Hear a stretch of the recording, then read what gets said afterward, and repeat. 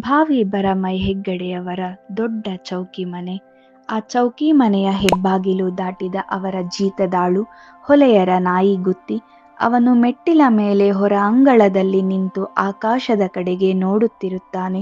ಮನೆಯ ಪಕ್ಕದಲ್ಲಿದ್ದ ಅಡಿಕೆ ತೋಟದಿಂದ ಕೈಯಲ್ಲಿ ಬಾಳೆಗೊನೆಯನ್ನು ಹಿಡಿದು 6 ಅಡಿ ಎತ್ತರವಿದ್ದ ವ್ಯಕ್ತಿ ಬರುತ್ತಾನೆ. ಅವನೇ ಮನೆ ಕೆಲಸದ ಮರಾಠಿ ಮಂಜ. ಅವನು ಗುತ್ತಿಯ ಹತ್ತಿರ ಬಂದು, "ಏನೋ ಗುತ್ತಿ, ಏನ್ ನೋಡ್ತಿದ್ದಿ?" ಎಂದು ಕೇಳುತ್ತಾನೆ. ಆಗ ಗುತ್ತಿ, "ಮಳೆ ಬರ್ತದೇನೋ ಎಂದು ನೋಡ್ತಿದ್ದೆ" ಎಂದು ಹೇಳುತ್ತಾನೆ. ಆಗ ಮಂಜನು ತನ್ನ ಕುತ್ತಿಗೆಯ ನರಗಳು ಕಾಣುವ ಹಾಗೆ ಮುಗಿಲು ಕಡೆ ನೋಡುತ್ತಾ, "ನೀನು ಎಲ್ಲಿಗೆ ಹೋಗ್ಬೇಕು?" ಎಂದು ಕೇಳುತ್ತಾನೆ. ಗುತ್ತಿಯು ಲಕ್ಕುಂದಕ್ಕೆ ಅಂದಾಗ, "ನಾನಾಗಿದ್ದಕ್ಕೆ ಚಣಕ್ಕೆ ಹೋಗ್ತಿದ್ದೆ" ಎಂದು ಹೇಳ್ತಾ ಇರುವಾಗ ಮನೆಯ ಹೆಂಗಸರ ಸದ್ದು ಇತ್ತಲ ಕಡೆಯಿಂದ ಗಟ್ಟಿಯಾಗಿ ಕೇಳಿಸುತ್ತದೆ. ಆಗ ಗುತ್ತಿಯು, "ಏನ್ರೋ ಅದು?" ಎಂದು ಕಿರುಚುತ್ತಾನೆ. ಆಗ ಮಂಜನು, "ಶುರುವಾಯ್ತಪ್ಪ ಈ ಹೆಂಗಸರದ್ದು. ಇವರಿಂದ ನನಗೆ ಸುಖಾನೇ ಇಲ್ಲ. ಬರೀ ಜಗಳ ಜಗಳ ಜಗಳ.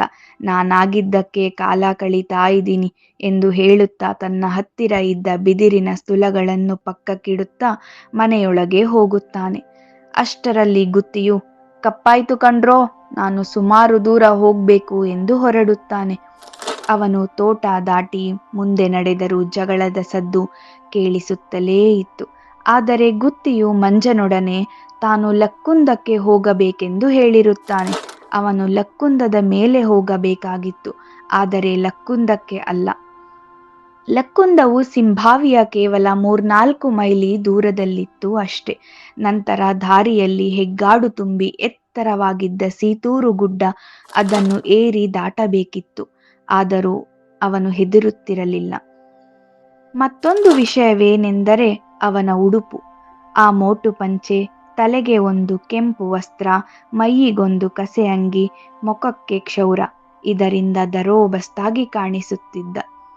ಗುತ್ತಿ ಸೀತೂರು ಗುಡ್ಡ ಏರಲು ಹೊರಟಾಗ ಆಗಲೇ ಗಪ್ಪು ಮುಸುಕಿ ಹೋಗಿತ್ತು.